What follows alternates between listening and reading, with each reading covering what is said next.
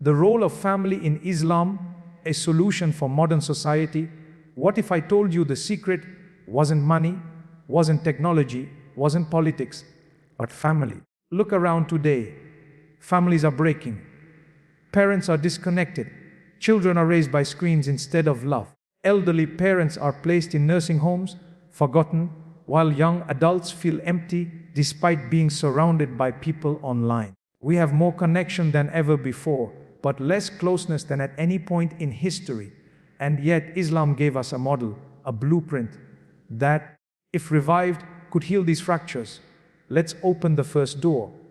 In Islam, the family is not just a social arrangement, it's sacred. Marriage is described as a sign of God's mercy.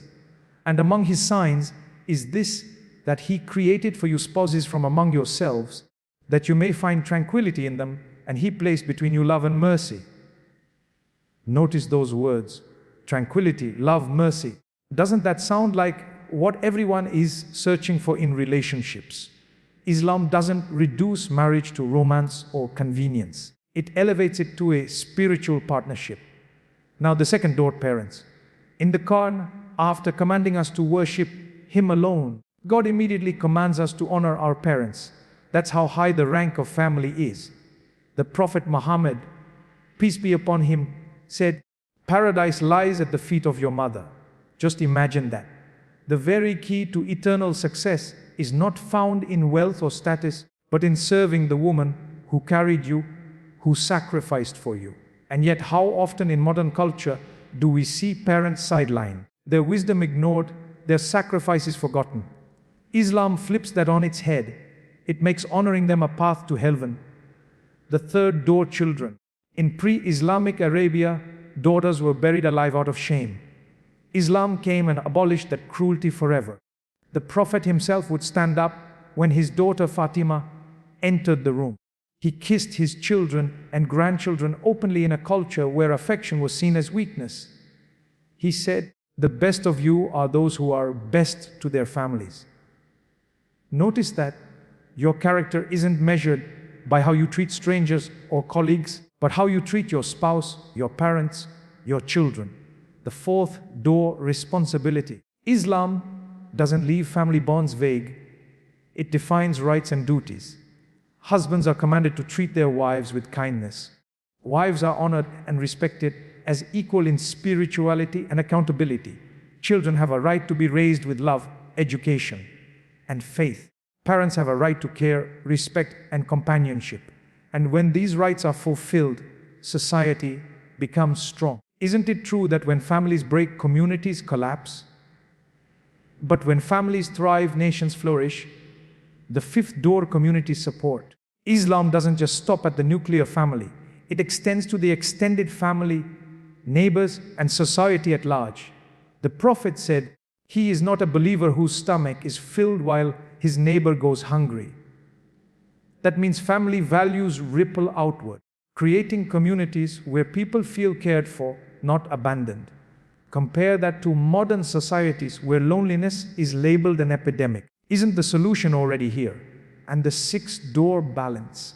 Islam teaches balance between family and the wider world. It doesn't say isolate yourself. It says begin with your family, then extend goodness outward. It doesn't say neglect your loved ones for your career or ambitions. It says true success is when your closest circle feels your kindness. In a time when careers often matter more than children, and strangers online matter more than parents at home, Islam reminds us where our real legacy lies. So when we ask, what can heal modern society? The answer is not hidden. It's in the very institution Islam protected so fiercely, the family. Strong families create strong individuals. Strong individuals create strong communities. And strong communities change the world. Now here's the secret. Every one of us has the power to start. You don't need to fix the world overnight. You can begin by calling your parents, by hugging your children, by showing patience to your spouse, by making family time sacred again. Those small acts ripple out into society more than we realize. So I leave you with this. If we want to heal the fractures of modern life, we must return to what Islam already gave us. the honor of family. Because family isn't just where life begins, it's where society is saved. And you, sitting here, are not just listeners, you are potential healers, carriers of mercy, builders of the future. Islam elevates marriage into a sacred bond based on tranquility, love, and mercy. Honoring parents is central to faith, with paradise linked to serving one's mother. Children are a blessing, treated with love and dignity, not as burdens or shame. Families thrive through clear rights and responsibilities that Islam defines. Islamic family values ripple outward, creating supportive communities. Strengthening families is the key to healing modern society's loneliness and disconnection. When people talk about marriage today, it's often painted as a contract, a piece of paper, or sometimes even a burden.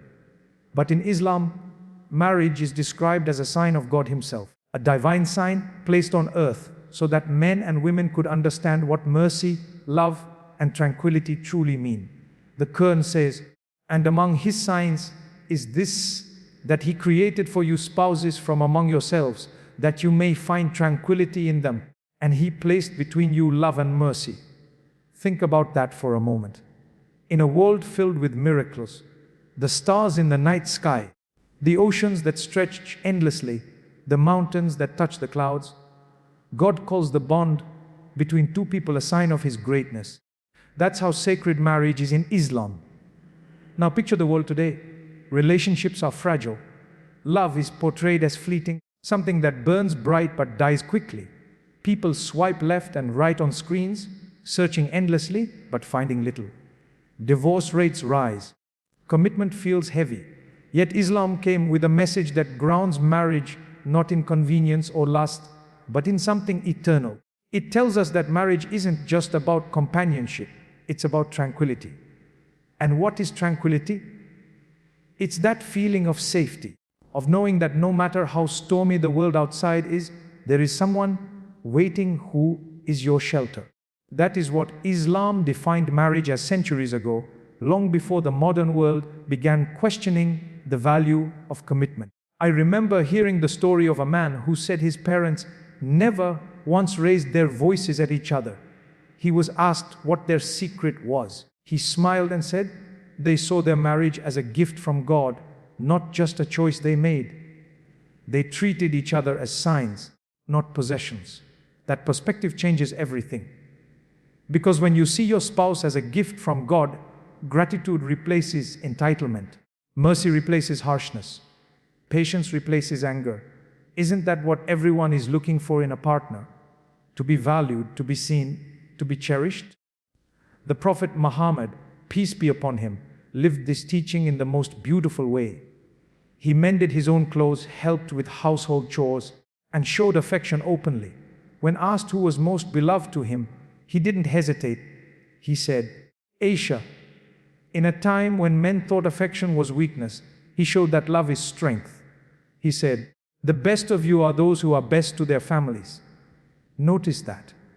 Your worth is not measured by wealth, not by achievements, but by how you treat your spouse at home when no one is watching. That's the true test of character. Marriage in Islam isn't just about the good days. It's about building something that can withstand storms. Love will have moments of silence. Mercy will be tested. Tranquility will sometimes feel far away.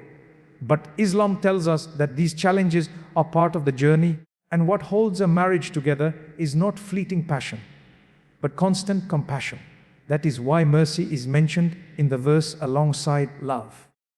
Because passion fades, but mercy keeps you standing. Mercy is when you forgive even when you're hurt. Mercy is when you hold back words that could wound. Mercy is when you choose patience instead of pride. And isn't that exactly what the modern world needs?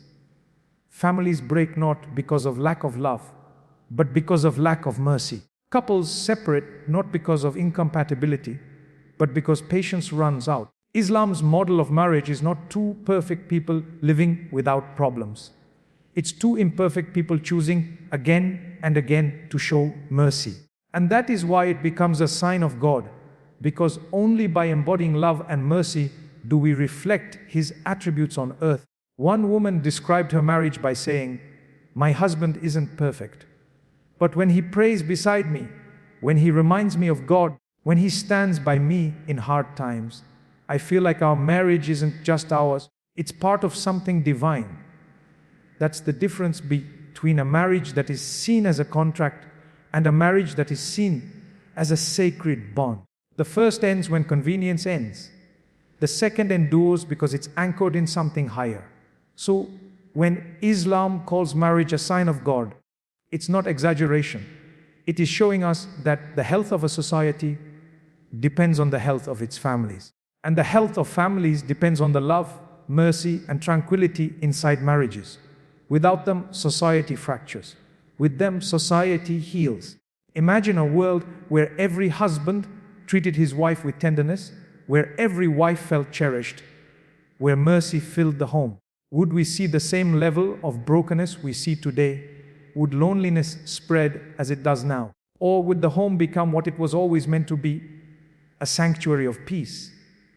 And maybe that is the secret. The solution to modern society's wounds is not in bigger governments, stronger economies, or faster technology. It is in the oldest and simplest unit of all, the family. And at the heart of every family is a marriage that reflects love and mercy as God intended.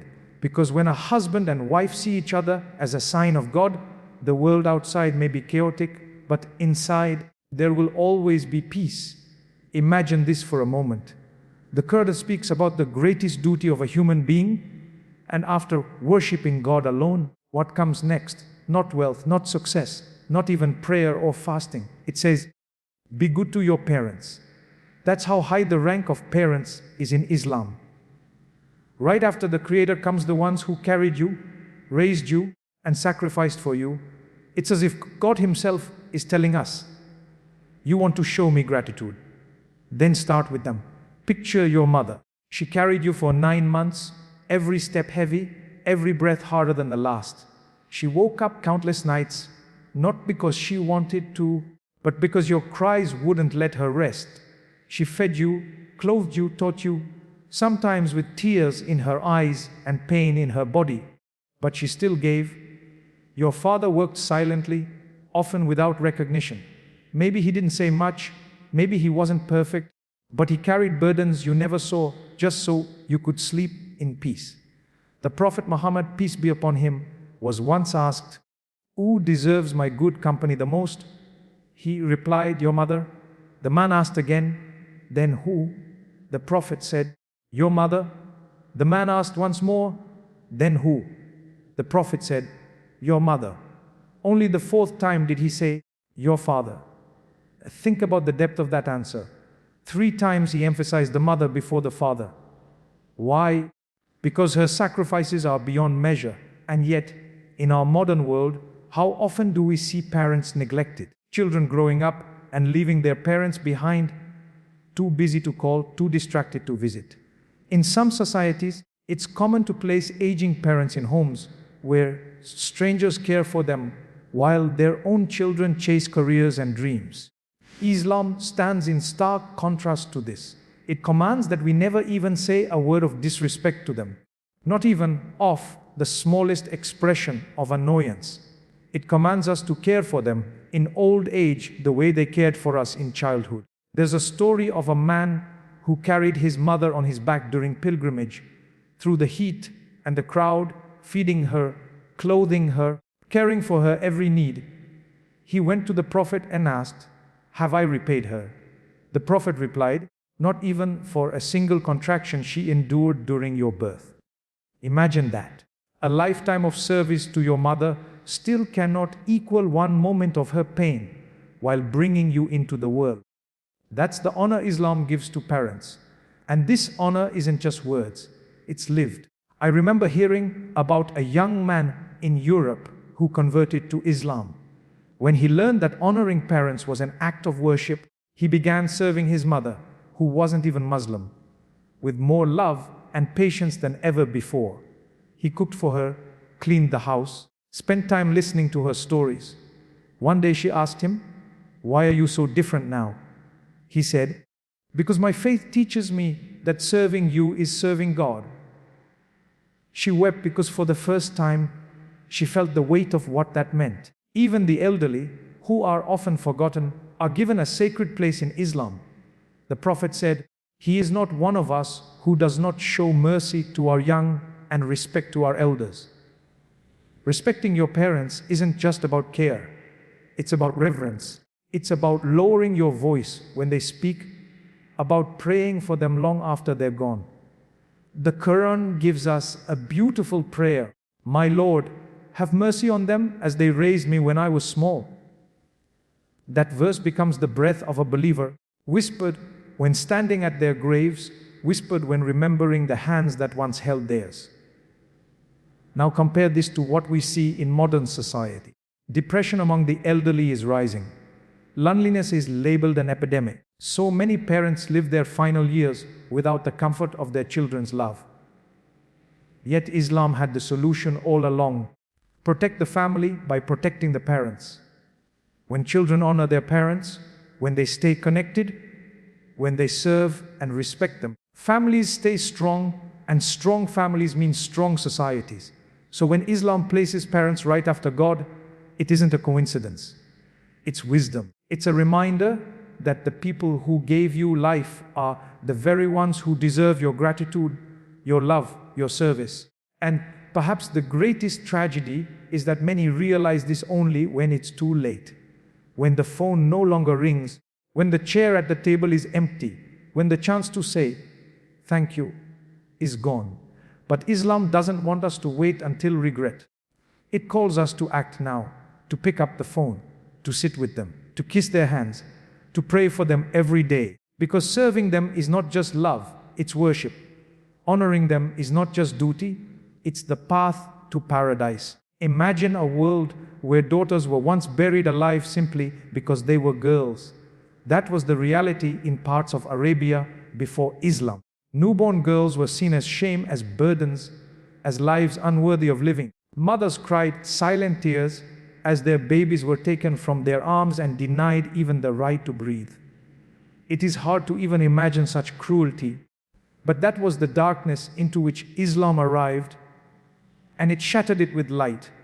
The Quran condemned the practice outright, describing the day of judgment when the girl who was buried alive will be asked for what crime she was killed. In one verse, the horror of that injustice is laid bare for eternity.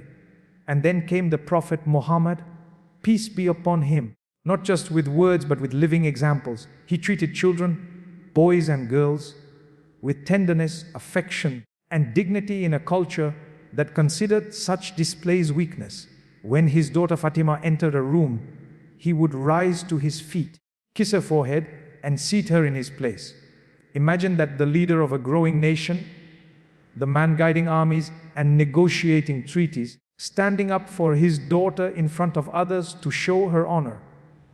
How could anyone still claim that daughters were burdens after seeing that? He didn't just change attitudes with his own actions. He changed the standards of society. He taught that having daughters was not misfortune but blessing. Whoever raises two daughters with good upbringing until they reach maturity, he said, he and I will be together in paradise like this.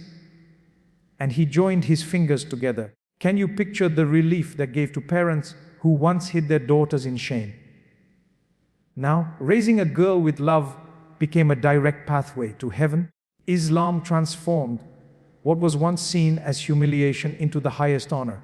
And it wasn't just about girls, it was about children as a whole. The Prophet would shorten his prayers when he heard a baby crying out of compassion for the mother's anxiety. He would carry his grandsons Hassan and Hussein on his shoulders, letting them climb on his back while he prayed, never scolding them for disturbing him. A companion once saw him kiss his grandchild and said, "I have 10 children and I have never kissed any of them." The Prophet looked at him, astonished, and replied, "What can I do if Allah has removed mercy from your heart?" These moments might sound small, but in a culture where men prided themselves on being stoic and distant, this was revolutionary. Affection became a virtue, not a weakness. Think about what this means for modern times. Today, in so many societies, children still suffer neglect. Parents are physically present but emotionally absent, lost in the glow of screens. Work, ambition, and distraction steal the time that children crave. Islam reminds us that every moment with a child is an investment not only in their future, but in your eternity. Playing with them, listening to them, nurturing them, it's not wasted time, it's sacred time. The Prophet said, "A father gives his child nothing better than good manners." Isn't that what every parent wants? To pass on values, to build character, to leave a legacy that outlives them. I once heard the story of a man who converted to Islam and said the way Muslim families treated children was one of the reasons he was drawn in. He said, "I saw fathers holding their children, feeding them, even changing diapers, and it shocked me. Where I came from, men never did that. It was seen as women's work. But here, it was seen as love." He realized that in Islam, being gentle to children was not optional, it was a sign of true strength. And what about the children themselves? When they grow up in a household shaped by Islamic values, they learn respect, empathy, and responsibility. They learn that their parents deserve honor, that their siblings deserve kindness, that their neighbors deserve care. The love they receive becomes the love they give. And when those children go on to build their own families, the cycle continues, strengthening society one household at a time. Isn't it clear that the future of any nation is written in the way it treats its children? Islam doesn't just see children as part of life, it sees them as central to life's purpose. They are described as gifts, as blessings, as trusts from God. And when you realize that, you no longer see their noise as annoyance, their mistakes as frustration, or their needs as burdens. You see them as opportunities to grow yourself, more patient, more merciful, more selfless.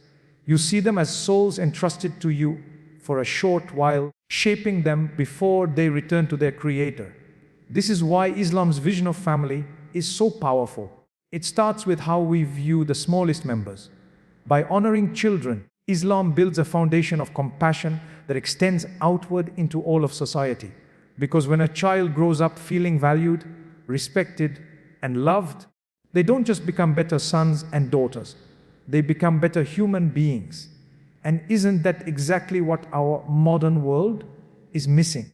When we think about family today, many imagine it as something flexible, something without form, where everyone does what feels right at the moment. But what happens when no one knows their role? When parents are too busy to guide? When children grow up without direction? When spouses compete instead of complement? We see it in broken homes, in children searching for identity, in couples drifting apart. Yet Islam offered a solution centuries ago. It gave family structure, balance, and responsibility, not as chains, but as anchors. Imagine a home as a ship sailing through the unpredictable waves of life. Without a captain, without crew, without clear duties, the ship crashes. But when each person knows their role, when the captain steers and the crew supports, the ship survives storms and reaches its destination. That is what Islam did for families. It made sure no one was left wondering where they stood or what they owed to each other. Let's begin with the bond of marriage. In Islam, the husband is not given authority as a tyrant, but entrusted with responsibility as a guardian. He is commanded to provide, to protect, to show kindness. The Qur'an says, "Live with them in kindness," and the Prophet Muhammad, peace be upon him, emphasized, "The best of you are those who are best to their wives." That means true strength is not measured by power over, but service to. A husband is not successful when his voice is loudest, but when his heart is gentlest. And the wife, she is not burdened with servitude, but honored with partnership. Islam lifted her from being seen as property to being recognized as a pillar of dignity. She has the right to her wealth, her education, her voice. Her role in the home is not less, it is essential. She is a nurturer, a source of love, the one who shapes the hearts of the next generation. As the saying goes, the hand that rocks the cradle rules the world. Her influence is immeasurable, and Islam honors that influence by granting her respect, not erasing her identity. Then there are the children. They are not accessories or burdens. They are trusts, gifts. The Prophet once said, "Each of you is a shepherd, and each of you will be asked about your flock." Parents are shepherds of their children, and they will be held accountable for how they guided them. That means teaching them values, faith, kindness. Not just handing them devices and hoping they figure life out. It means being present at the dinner table, listening to their fears, celebrating their successes, and correcting their mistakes with love, not neglect. Because the truth is, when children don't find guidance at home, they go searching for it in the wrong places. And what about parents themselves? Islam didn't forget them. As children grow, they are reminded that the cycle turns. Just as parents once cared for their children, children must now honor and serve their parents, not with empty words, but with actions. Sitting with them when they are lonely, supporting them when they are weak, respecting them even when they are difficult. In today's world, where the elderly are often hidden away, Islam calls us to place them at the center, to see them not as a burden, but as a blessing. All of these roles together create balance. No one is left unprotected, unvalued, or forgotten. A husband fulfills his duty, a wife fulfills hers, children grow with love, parents are honored with care. And when this cycle is alive, the family becomes a fortress against the storms of society. Think of a real-life example. I met a young man who had once been lost, caught in the pool of drugs, crime, and broken friendships. When I asked him what saved him, he didn't say it was a program or a punishment. He said, "It was my mother's patience and my father's guidance. They never gave up on me. My home was the one place I knew I was loved." That is responsibility in action. A family refusing to let one of its own drown. This is the kind of responsibility Islam teaches. Not cold rules, but living commitments. Roles that don't restrict, but protect. Duties that don't suppress, but uplift. Because when a man knows his role, he does not neglect his family for his pride. When a woman knows her role, she does not let society strip her of her dignity. When children know their role, they grow into adults who honor where they came from. And when parents know their role, they leave behind not just wealth, but legacy. So when we speak of the family in Islam, we are not speaking of chains, we are speaking of structure.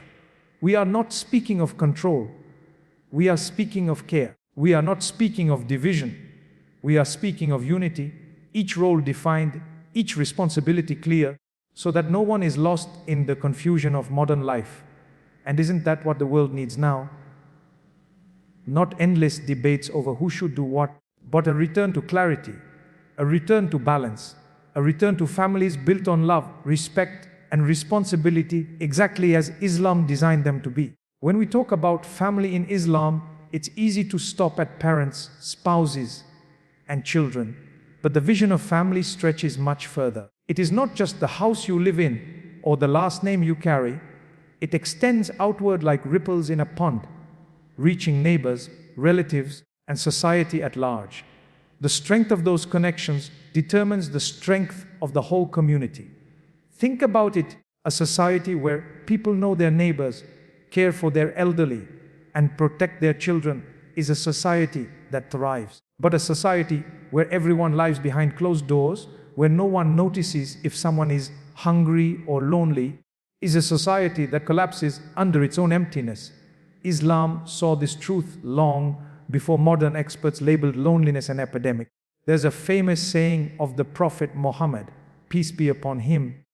He is not a believer whose stomach is filled while his neighbor goes hungry. Notice how radical this statement is. It doesn't ask whether the neighbor is Muslim or not. It doesn't ask whether you like them or whether they agree with you. It simply says, if you eat while someone next door starves, something in your faith is incomplete. Can you imagine if every street lived by that principle? If every person took responsibility for the ones living closest to them? Hunger would disappear overnight. Isolation would be cured. The world would feel smaller, kinder, safer. I once heard a story of a woman in a western city who embraced Islam. She said the moment that touched her most was not in a lecture or a book, but when, as a new convert, her Muslim neighbors began bringing her food, checking on her, inviting her to gatherings. She said, "I had lived in this neighborhood for 10 years, and no one ever knocked on my door. But when I became Muslim, my home felt alive with people who cared." That is what community support looks like when family values spill beyond bloodlines. Even in the early days of Islam, the Prophet built a community in Medina, not just on prayer and worship, but on family, like bonds between people who weren't related by blood at all. He paired immigrants from Mecca with locals from Medina as brothers in faith. One man would share his home, his wealth, his meals with another simply because they were now family in Islam. Imagine arriving in a new city with nothing, no home, no relatives, no support, and being welcomed by someone who says, "My family is your family now." That kind of love and generosity doesn't just build strong individuals, it builds unshakable societies. Now contrast that with what we see today in many modern societies. Elderly parents are placed in nursing homes because families feel too busy to care for them. Children grow up with both parents working long hours, spending more time with their phones or tablets than with their mothers or fathers. Neighbors can live side by side for years and never even know each other's names. Loneliness, anxiety, and disconnection skyrocket. Governments spend billions on social programs to patch the cracks. But the core problem is not lack of money, it's lack of family values. It's the absence of that deep sense of responsibility for one another. Islam's family model, with its emphasis on extending mercy and care beyond the household, is the answer the modern world is desperate for. Another story comes to mind. During Ramadan, in many Muslim majority countries, you'll find long tables stretching down the streets where anyone can come and eat, rich or poor, Muslim or non-Muslim, young or old. No one asks for your background. No one checks your bank account. You sit down, you break bread, and for that moment, you belong. That's not just charity. It's family in action, community in its purest form. And it's no surprise that people who experience this kind of hospitality often describe it as life-changing, even faith-changing. But the beauty of Islam's family model is that it doesn't wait for big events like Ramadan. It insists on daily kindness. The Prophet said, "Smiling in the face of your brother is charity." Think about that. Something as small as a smile, a gesture of warmth, is treated as an act of worship. Why? Because those small acts stitch communities together. They make people feel seen. And when people feel seen, they feel safe. And when they feel safe, society flourishes. So when we say the family is central to Islam, it's not just about the private home. It's about the way those family values radiate outward. A child raised with respect for parents will grow into an adult who respects elders in society. A parent who models generosity in the home will raise children who feed their neighbors. A spouse who practices patience in marriage will bring patience into the workplace, into friendships, into leadership. The private values of family are the seeds that grow into the public values of civilization. The West calls it a loneliness epidemic. Islam calls it a failure to live as family. And the solution is not complicated. It's already written in the very fabric of the faith. Care for one another, feed one another, visit the sick, honor the elders, protect the young, make your neighbors feel like kin.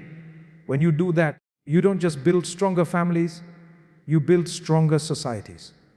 Because in the end, community is only as strong as the family values it carries. And Islam reminds us that those values are not optional extras. They are the very foundation of faith itself. In a world where everyone seems to be rushing, where careers swallow hours and technology steals attention, where parents sit with their children but scroll through screens instead of listening to their voices, balance has become almost a forgotten word. Yet Islam has been teaching it for centuries. Balance between family and work. Balance between rights and responsibilities. Balance between giving love to those closest to you and extending kindness to the wider society. It is a balance so profound that if we return to it, much of what we call the crisis of modern life would begin to heal. The Prophet Muhammad, peace be upon him, was the perfect example of this balance. He led armies, he guided a nation, he delivered revelation, and yet, when he was at home, he mended his own clothes, milked his own goat, and helped his family with chores. Imagine the leader of a state, a man whose responsibilities stretch beyond what most of us could comprehend, taking time to sit with his grandchildren, to carry them on his shoulders, to listen to their laughter. He didn't just talk about family values, he lived them. He reminded us that true greatness is not only in public achievements, but in private kindness. This is a lesson modern society desperately needs. Today, success is often measured in titles, salaries, and how busy we appear. But how many successful professionals have children who barely know them, spouses who feel invisible, parents who long for a visit that never comes? How many of us chase the world while forgetting those sitting right across from us? Islam doesn't deny ambition, it channels it. It teaches that fulfilling your responsibilities to your family is part of your worship. Serving your spouse, caring for your parents, nurturing your children, these acts are seen as sacred. Isn't that a definition of success that feels more human, more complete? Think about how different the world would look if everyone lived with that balance. A father wouldn't just bring money home, he'd bring presents, time, and affection. A mother wouldn't just be respected for what she provides, but cherished for who she is. Children wouldn't just be disciplined, they'd be loved, guided, and heard. Parents wouldn't just be tolerated in their old age, they'd be honored, cared for, and made to feel valued. The balance Islam teaches isn't about dividing time equally. It's about giving the right of each person their due with love and fairness. I remember a story of a man who once asked the Prophet, peace be upon him, "Who deserves my best companionship?" And the Prophet replied, "Your mother." The man asked again, and again the reply was, "Your mother." A third time, "Your mother." Only on the fourth time did he say, "Your father." This repetition wasn't by accident. It was a deliberate reminder of the balance owed within the family. A balance that prioritizes compassion and sacrifice, recognizing those who gave the most. In modern terms, it's as if Islam is telling us, don't wait until it's too late to honor the people who held you when you were weakest. And the balance doesn't stop there. Islam teaches that being good to your family does not mean shutting yourself off from the world. The ripple begins at home and extends outward. The kindness shown to a spouse reflects in the kindness shown to neighbors. The respect for parents builds respect for elders in society. The love for children shapes love for the next generation of humanity. It starts in the home, but flows into the streets, the workplaces, the communities. That's why when families thrive, societies become stronger, more compassionate, and more stable. Now picture the opposite, a world without this balance. Families fractured, parents neglected, children feeling unloved, neighbors disconnected. Isn't that the world we already see forming around us? Loneliness rising, depression increasing, communities breaking apart. The irony is that people search for solutions in conferences, books, and policies when the answer has been in front of us all along. The balance of family in Islam is not just a moral teaching, it is a survival strategy for humanity. And here's the most beautiful part. This balance is not beyond anyone's reach. It doesn't require wealth or status. It doesn't demand perfection. It simply asks us to begin where we are, with the people already in our lives. To put down the phone when a child is speaking. To call a parent before it's too late. To share a meal with family without distraction. To make time for those who will one day remember not what we earned, but how we made them feel. These simple shifts practiced consistently bring back the balance Islam teaches so clearly. In truth, the solution to modern society's emptiness doesn't lie in creating something new. It lies in reviving something eternal. The balance of family is not just an idea, it is the heart of Islam's vision for a healthy world. And if we dare to live it, if we dare to place family back where it belongs, at the center of our lives, we won't just heal our homes, we will heal the world. So here we are, at a crossroads. A world rushing forward, yet somehow emptier than ever. A society filled with noise, yet starving for connection. And the answer we've been searching for, the cure to loneliness, the antidote to brokenness, the remedy to chaos, has been in front of us all along. It's family. Not just any family. Not the family we neglect, not the family we put last, not the family we take for granted. But the family Islam teaches us to honor, to love, to serve, to protect. Because when families are strong, societies are strong. When families are whole, nations are whole. When families are built on balance, mercy, and respect, humanity heals. So I ask you, don't wait. Don't wait to call your mother. Don't wait to hug your child. Don't wait to honor your father. Don't wait to forgive your spouse. Don't wait to put family first. Because the world changes not through grand speeches, not through endless policies, not through empty promises. The world changes when a child feels loved, when a parent feels valued, when a family feels whole. Say it with me. Family is not a burden, it's a blessing. Family is not weakness, it's strength. Family is not old-fashioned, it's the future.